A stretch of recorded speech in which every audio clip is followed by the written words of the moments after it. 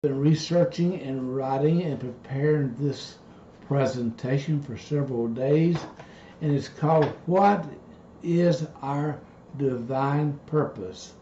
I think you'll enjoy this. There'll be some insights, perhaps, that you'll enjoy and understand how better to function as who we are as divine beings.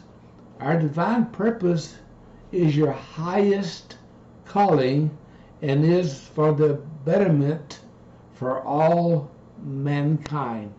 That's my first line, and I think that's the opening that will open us up to an understanding that to be in divine service, you must first understand your connection with everyone, which is the whole of all creation. All things are created by light, vibrating at different frequencies. In fact, Albert Einstein stated that everything is energy. In fact, I have a friend who's a Bible teacher, and she has stated that we are energy slowed down to visibility in order for us to recognize each other. And I think that's a great insight. Everything down to a single cell has consciousness. Now, there's a lot of talk about consciousness that are being explained from time to time on our Facebook pages and such social media opportunities that you can go check out. This light or consciousness that is in all things, including you and me, is a part of the one God Himself. Now, a lot of people don't recognize that divinity is our true identity. Let me say that again. Divinity is our true identity. That's who we are. We're divine beings. And that's just the truth. And when we can grasp that and understand that and walk in that, we'll find much more truthfulness about who we are and what we're about. Okay? Once you know this truth, you can no longer separate yourself from your neighbor. You are the same consciousness, just in a different body, experiencing a different life, a different reality, if you will. Our personalities are our expression of creation. Let me say that again. Our personalities are our expression of creation. Each of our experiences adds to the collective consciousness of everyone. You are part of the great I am.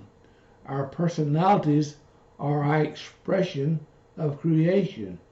Each of our experiences add to the collective consciousness of the everyone. You are part of the great I am.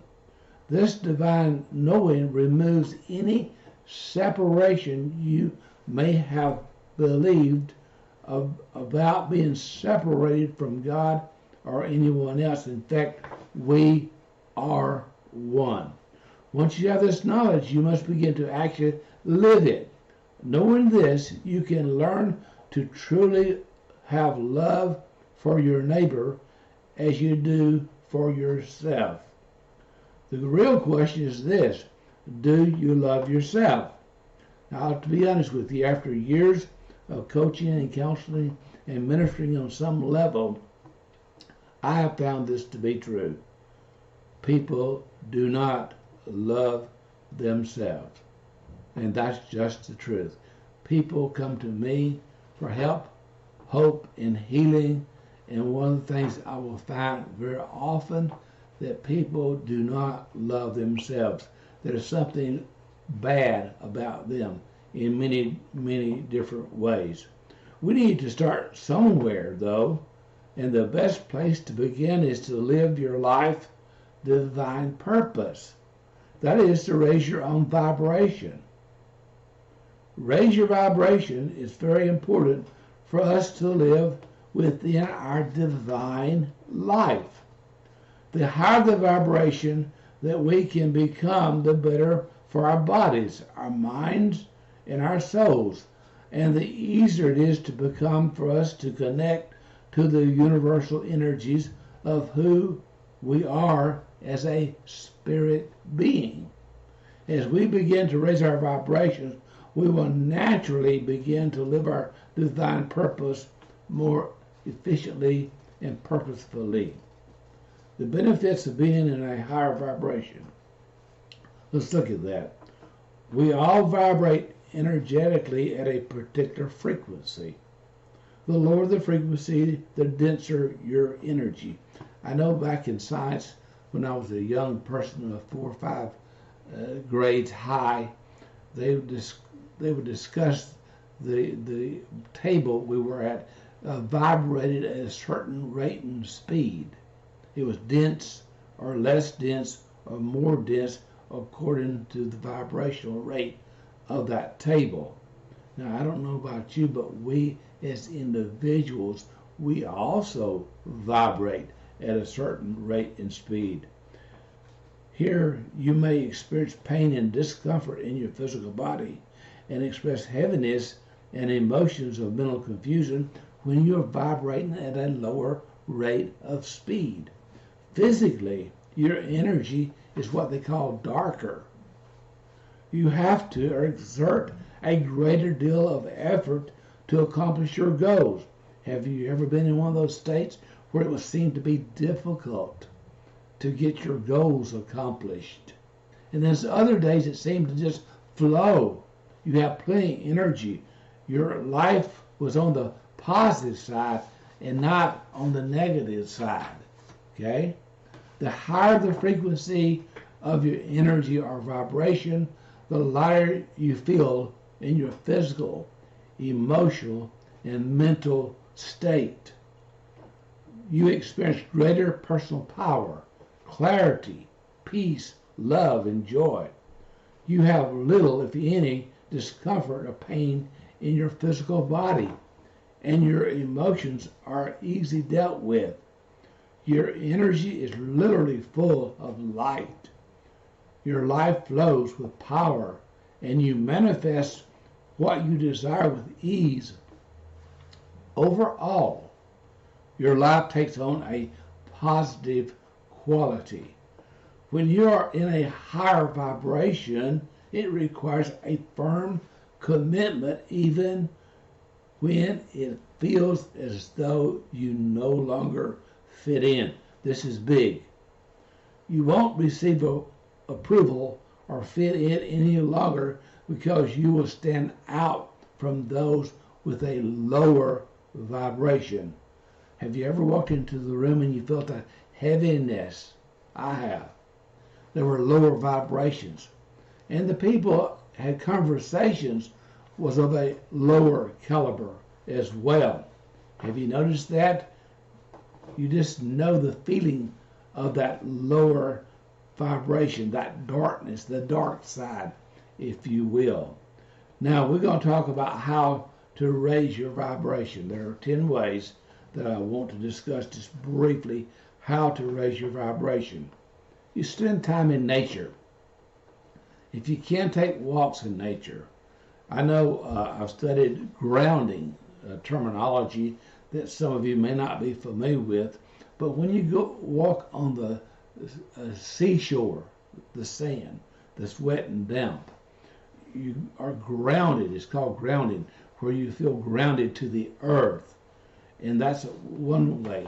Also, walking in the dew of the morning or evening in grass is a great way to be what they call grounded. And there are also grounding equipment that you can purchase to keep yourself grounded even while you're working at your computer. So that's just a little tidbit. I've studied a lot of different things, you know. As you know anything about me, I have a couple of doctorate degrees and several certifications. But I've studied a lot of things, and one of the things that I've studied for many years, over 50 years in fact, is health and nutrition. And grounding is one of those things I learned many, many years ago that's very helpful in your quest for better health. In fact, I'm 80 plus years old, and actually I feel just as great as I did when I was 40 years old. But I take care of myself, and I take a lot of supplements that bring into my body the healing power that I need to function. Today I'm functioning at higher vibrations than I did sometimes ago when I didn't understand what I understand today. So I hope this lesson that I put together will challenge you to look into simple things like grounding. Research it. Google, what does grounding mean for my health? And you'll find out it's fantastic. It's like a vitamin D. It's not a vitamin. It's really a hormone. Who knows? Well, you would know if you don't study. You would just think it's a vitamin. But the fact of the matter, vitamin D is crucial to your health. And most of the population is low in vitamin D because it's a sunshine vitamin. And many of you live in parts of the world where there's very little sunshine. And if you have dark skin, guess what? It doesn't absorb the sunshine as well as a lighter skinned person does. And therefore, if you have a blood test, you will find you are very low with vitamin D. In fact, I have a friend of mine, a friend in the family, in fact, that they checked her.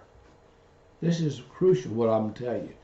Her vitamin D was so low that she has to take a therapeutic dose of vitamin D for a year in order to bring her vitamin D level up to normalcy.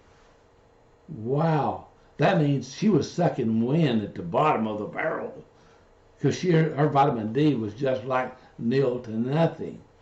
But you need to know your vitamin D numbers, and you will have to ask your doctor to give you a vitamin D test when you do a physical, because most doctors, I'll tell you the truth, will not do a vitamin D test because it's an extra expense, and they don't want that to be an expense that gets them in their practice.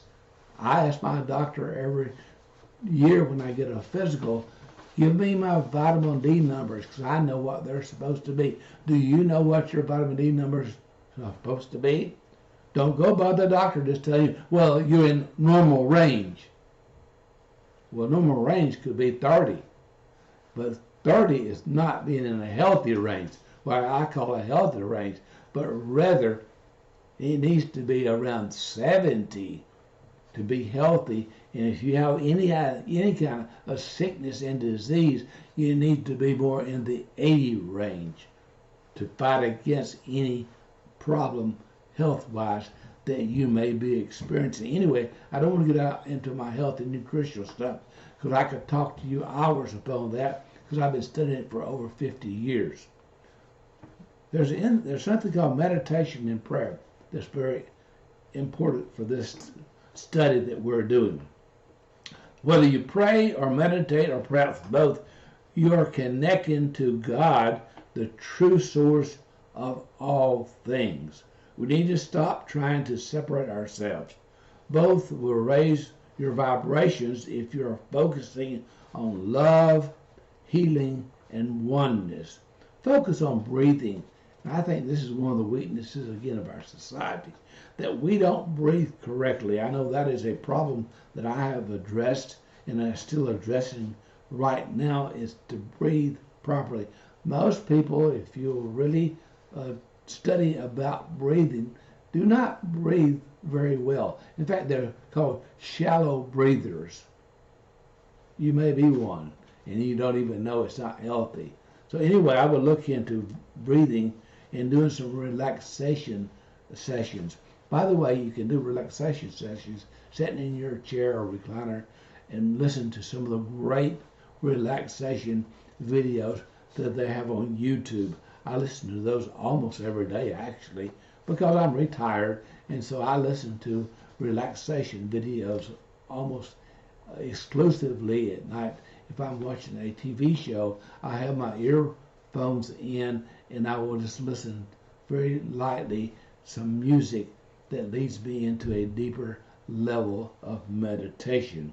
And there's yoga and exercise such as dance, and any kind of movement is good also.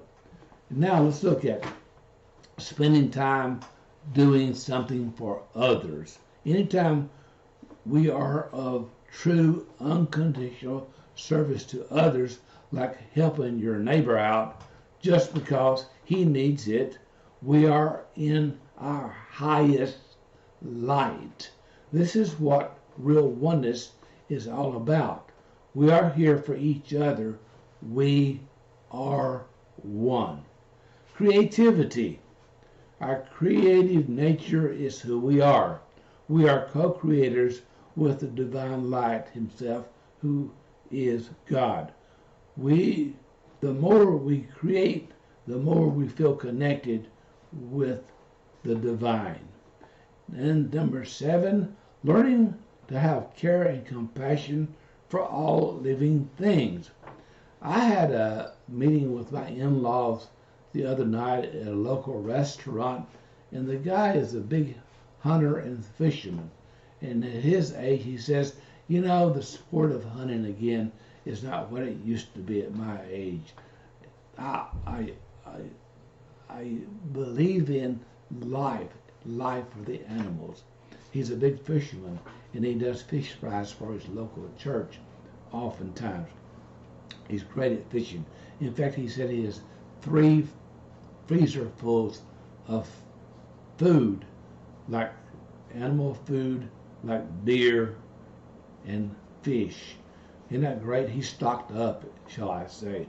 So anyway, being careful to help others is part of our true being as energy, light, divine beings of who we really are. Learn to have care and compassion for all things. It doesn't matter. We're all connected. And be mindful of your thoughts and emotions. And this is a big one here. Be mindful of your thoughts and emotions. Our thoughts and emotions create our reality. The more we can control the chaos of the mind at ease is to raise our vibrations and live our divine purpose. This is where meditation is very important. Are you meditating daily? Maybe your mind is so light and so fast and just you can't slow it down. Just let it be. It'll relax. The more you do it, the more easier it will become in doing a meditation. So don't judge yourself. Well, I can't meditate, so I don't even try. No, go ahead and listen. Put those earbuds in and listen to some great meditation music that you'll find on YouTube. It's absolutely free. It doesn't cost you anything. And it's like I say, when I watch TV, I got my earphones in and I listen to some great meditative music and learn about the different hertz, different vibrational level of things that you listen to have certain intrinsic effects on your brain that can cause your brain to go in lower vibrational levels of consciousness. There's a whole study in that, and I've done a lot of study in that area. And again, this lesson is not for that, but I'm challenging you to go and learn about hertz. What does it mean, a vibrational sound? And smile, laugh, and be happy is my last one. Smile, laugh, and be happy. The happier we are, the higher our vibration. True happiness doesn't come from material things like money.